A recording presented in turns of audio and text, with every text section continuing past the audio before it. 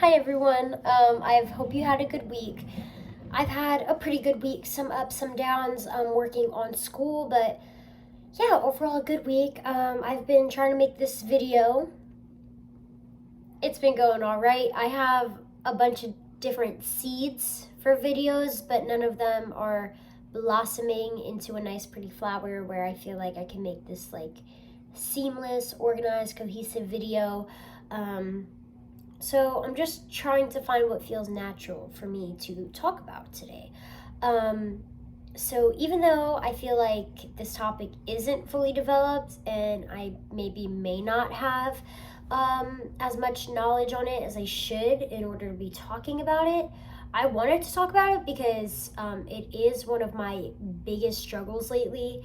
And, I don't just want to talk about the things that I feel like I've already gotten a grasp of, maybe, I want to talk about the things that I feel like I'm maybe still struggling with, and, be like super transparent and stuff and just kind of like talk about my journey with it and, how it's going and how it has been in the past and how I hope it will be in the future. And validation's a big thing. So, maybe if like you guys listen to this and you're having similar problems, maybe just that simple validation that somebody else is going through that will make you feel better. But in this video, I don't necessarily have an answer or a clear path of advice, but that's okay. I don't have to have all the answers because I don't have all the answers. But here we go. So today I'm going to talk about food. I get a lot of food-induced anxiety. It's like I said, it's one of my biggest struggles lately, and it's okay. So we're just going to talk openly about it.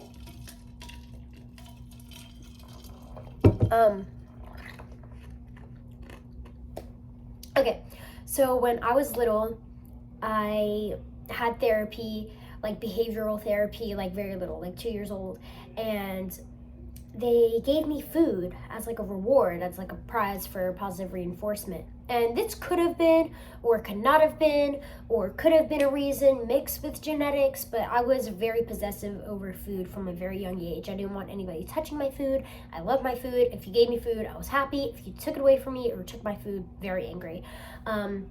Just kind of how I was. I would eat very fast, like, because I wouldn't want anybody to take it away, like, whatever. So it just was something that I had a really strong connection with, whether that's positive or negative, I don't know.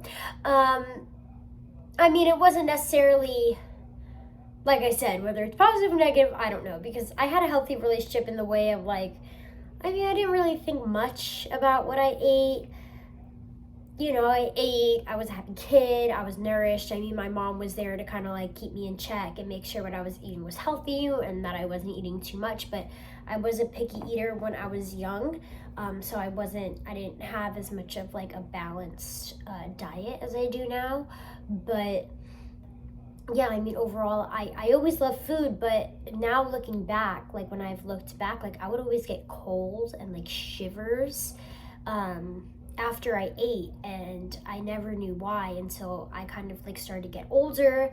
And now like if I overeat too much, I get like super anxious, and it kind of mirrors that same like shivery cold feeling I had when I was young. And I feel like it kind of did always get me anxious on like a subconscious level.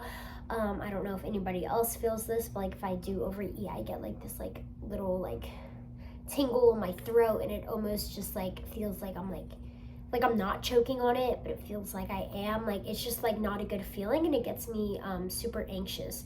So, and then also it also pertains to like I really try to keep my diet really clean and healthy, because if I don't, it's just not good for me. So kind of that's like I guess my little history and background with it. But some things I found that work for me. So number one for me, eating super clean has really worked. Like, to be honest with you, I don't really, well, no, I do within moderation, but within my moderation. Like, I never, I don't want to say like never again, but I'm saying like in these past probably 4 months or whatever, like I'm not gonna have like like Skittles or like a brownie or anything like that, because like that's just gonna mess with me, and that doesn't fall within my moderation. Like lately, like this week, like my treat has been like banana bread with some chocolate chips, and that feels like such a treat to me, but it's still within my realm and my range where it's not gonna make me feel bad. So like I have my certain parameters, but like you have to stay within your parameters that make you feel comfortable, and that's within moderation. So a lot of times moderation looks like an 80-20 diet.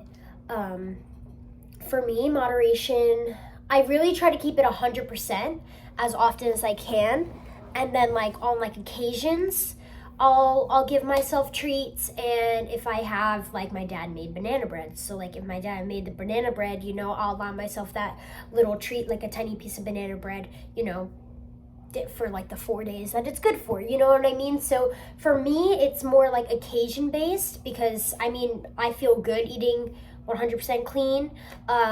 So like I don't really have to delve into that 20% until kind of like I feel like I crave to. But other people, it works for some. Other people do 80-20, allow yourself to have dessert every night. Having dessert every night is not bad, as long as you're kind of keeping that in check and in an 80-20 balance with the other things you eat during the day.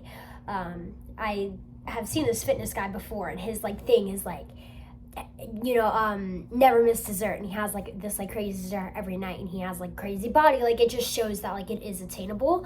So that's one thing. Another thing, when it comes to like if you are someone who wants to eat really clean, and a really really important thing is just like not having shame in it, like when you're around other people, because I don't know what the human nature is, but like if you're around other people, let's just say they're having pizza and you don't want to have pizza, and like sometimes people are like, oh, like come on, like eat the pizza, you look great, like, and they don't realize it, but like they're they don't realize it, but they're like actively being not supportive. Like if it doesn't make you feel good, it doesn't make you feel good, and that's just like learning how to stand your ground. So like meal prep is a good way around this, or definitely being prepared and like eating before you go out, but just kind of like standing your ground and saying like,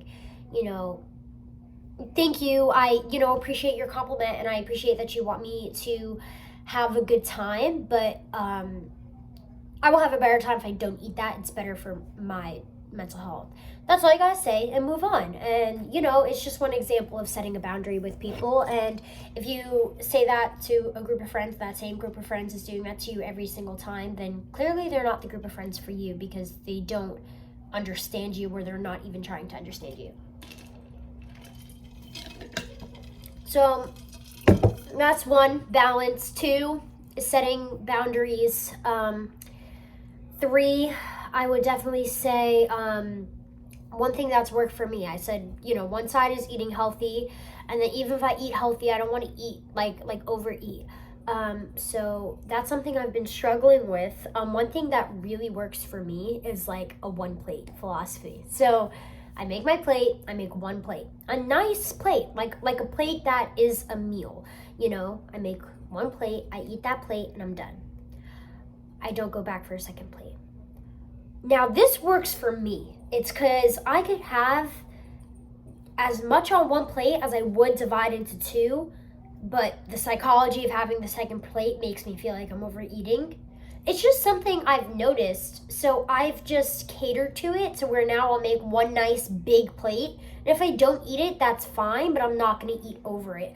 So I don't know if anybody else has that kind of experience where like they feel bad if they overeat, and they kind of like go back and they pick and they pick and they pick, and then they like overthink like they ate more than they did. But if you do, this has really been working for me, that I just make one big plate, and that's it. So I could kind of like track it in my head, and I also try to track it in a journal, especially when like I'm going through like a harder time with it, just so I can look back. Because like in your head you could get in like a mindset that you're not eating healthy, let's just say. But if you write it down and you look back, like it's undeniable that you are eating healthy. Like this was on September 5th.